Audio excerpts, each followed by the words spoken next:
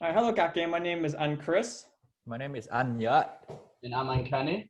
and we're going to teach you guys who is Toma Thien and how to become a saint. So first off, we're going to do an opening prayer. We're going to do a Gin Lạy Cha. So Ninh Cha và Cha con và con và Thánh Thần. Amen. Amen. Lạy Cha chúng con ở trên trời, chúng con nguyện danh Cha trả sáng, nước Cha trị đến, ý Cha thể hiện dưới đất cũng như trên trời.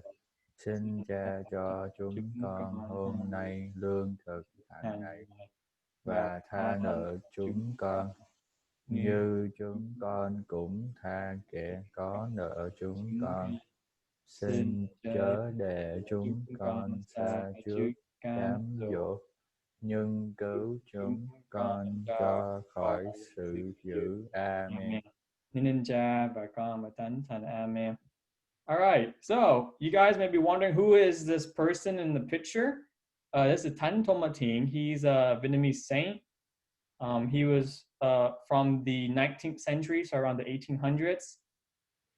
You guys may have heard this name. He's one of the famous saints, Vietnamese saints for us. So we're going to talk to you guys a little bit about him, and Annette's going to start us off. Okay, Thánh Toma Thien, he was born in the 1820 in Trung Quan, Quang Binh province, Vietnam. So if you look at the map and you can see the red area is that where he was born in Vietnam. And at the age of 18, he entered the seminary, and when he was 18, he was arrested by the King Nguyen and brought back to Quang Tri. So when Toma Thien had met the king, right, a soldier had come up to him and asked him to give up his faith, and then he'll let him go. But Toma Thien in reply said, no, he's not going to do that. Then the king told him to give up his faith, and then he'll let him marry his daughter. Again, Toma Thien said no. And then the king said, Toma Thien, you're too young to die. Just give up on your faith and I'll let you go. And to that, Toma Thien also said no.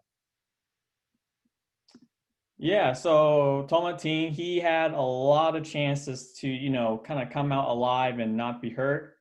But he decided to, stay faithful to God. And that was his choice to stay with God. Because of this, he was definitely tortured. He was beaten, humiliated, starved, and left in the hot heat. But even through all of the struggles, Toma Thien always prayed to God for strength. And the king saw that Toma Thien was still alive and staying strong. He decided to kill him. So Toma Thien was hung on September 21st, 1838 at the young age of 18. So what does it mean to become a saint? Being a saint means you are a good person and a person who likes to help other people feel better and getting closer to God, and a person who respects their mom and dad, family members, and other people. So nowadays, you don't have to die to prove your faith. As a young age or as a kid, you guys just need to, through your action, through daily action to prove faith, just like be a good person and help your mom and dad. That's how you become a saint. Thank you, Anna.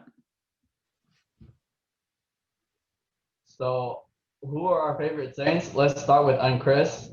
Why is St. Paul the Apostle your favorite saint? All right, thank you, Kenny.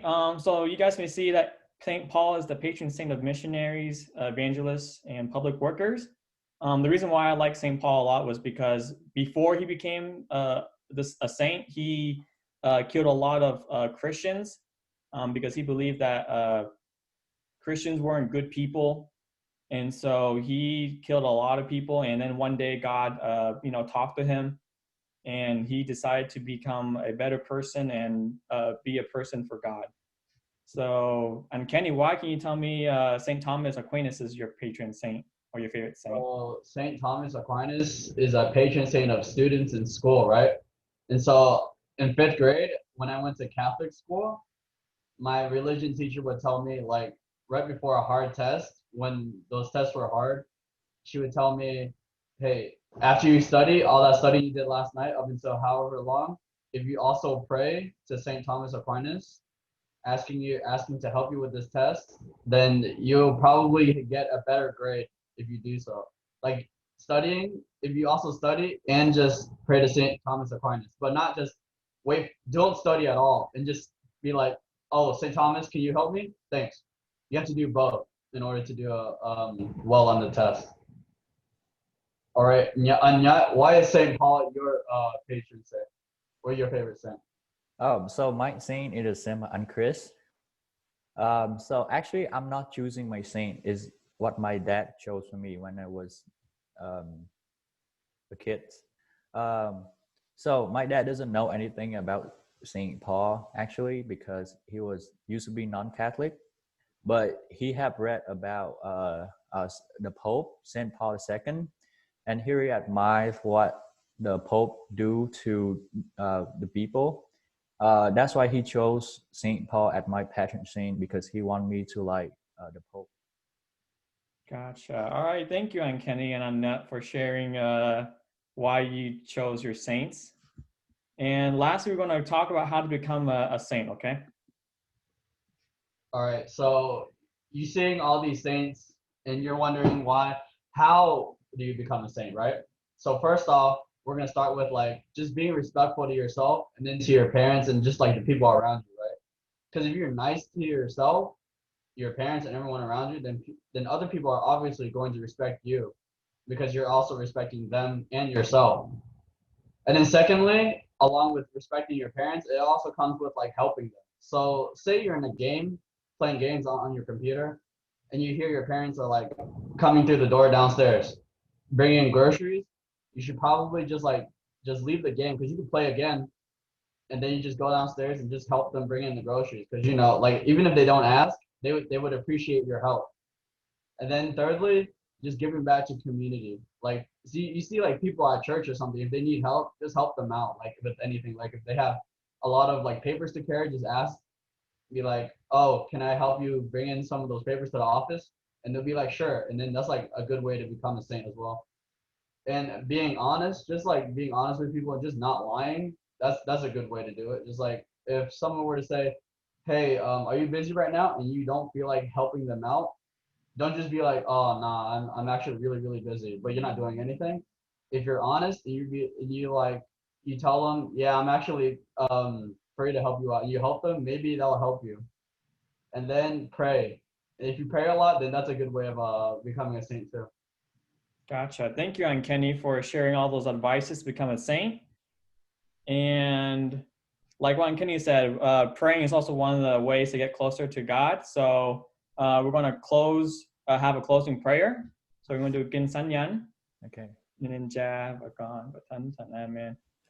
Sáng danh Đức Chúa Cha và Đức Chúa Con và Đức Chúa Thánh Thần, như đã có trước vô cùng và bây giờ và hằng có và đời đời chẳng cùng. Amen. Nên Cha và Con và Thánh Thần. Amen. Okay, Gakam, thank you, Anya and Kenny, for sharing your stories and your advice for this lesson today. I hope you guys enjoyed this lesson and hope you guys can watch it someday, okay? Thank you. Bye.